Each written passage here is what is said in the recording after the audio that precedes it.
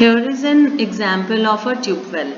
You can see that this tube well is attached to the groundwater source inside the earth, then it is attached to another pipe which is lifting water with the help of electricity. So electricity pole is there, a pipe is there, and regular water is there. I'll just show you a small clip.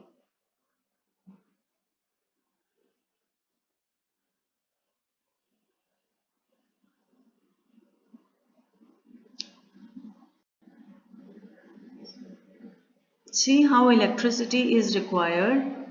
It has a pump here. This pump is giving power to this motor which is lifting this water. This water is going from here to the field, and this is the motor, so a lot of electricity consumption is there. It can irrigate fields only the nearby areas. So here the water is lifted. Alright, so uh, canal irrigation. When the water is available on the surface, not inside the ground, on the surface, then river water can be diverted into small channels called as canals. These canals can also irrigate the fields, but the merit of canals is that it can irrigate a very large area, because you know river passes from so many states. Like if we take example of Ganga itself, it starts from Uttarakhand, goes to Uttar Pradesh, from there to Bihar, Bihar to West Bengal. So it's covering so many states.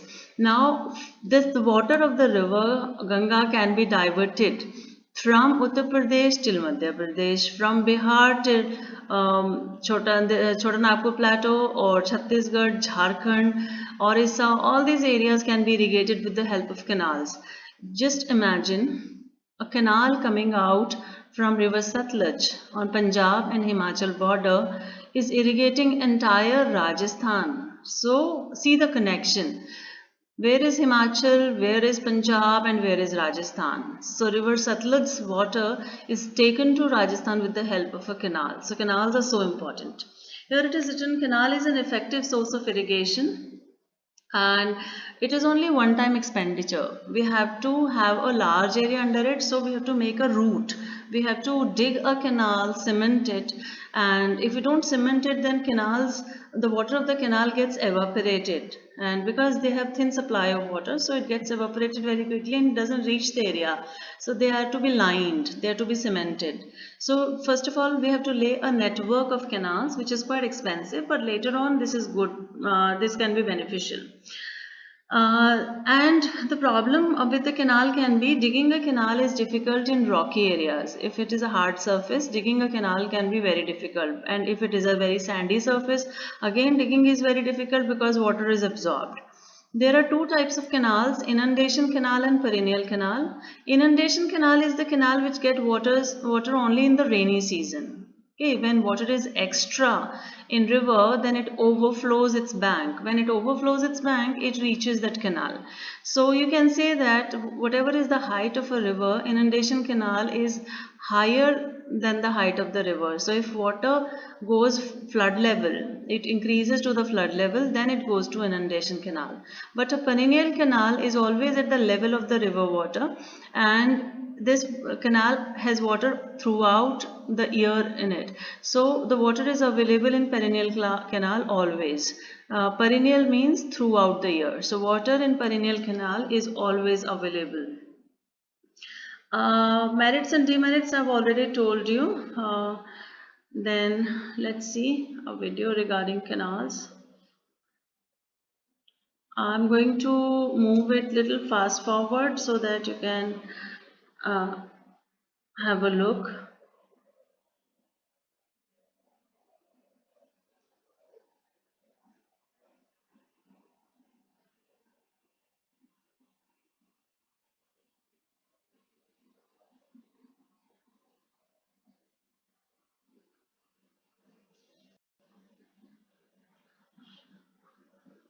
This is one canal system in Punjab. So this river water is already, this is Bhakhra main line. This river water is already diverted. You can see small channels are also made out of it in between. This is a large irrigated area. Now all the fields can get water from here. If you want, we can divert water from this canal to this field area and this field area. So this is how it covers a large area. This is the command center where the canal's work is operated. See how it is going through villages, towns and cities. So after every small field, big field can get water through this canal because it is covering a very large area. Two canals are also running simultaneously in this region. Canal rest house is also there here. We can see this cemented canal in this portion somewhere. It is becoming narrow also. This is a reservoir from where the canal is coming out. So in between we can make some small channels to it. Okay, so this is a canal water. When we make a diversion, this kind of flow of water is there. I want to show you this diversion from a height because that is what you need to understand. So here is a big river. Now the water of the big river is diverted according to the area. One small canal is going here, one is going on that side, the other one is going on that side. So this is how then canal water, small channels can be made which can go to the small rivers. Farmers divert water to their field like this. So they close one portion of water and let it go to their fields. So this is how river water is reaching. This is efficient method. Wheat is grown. This crop is wheat here. Okay.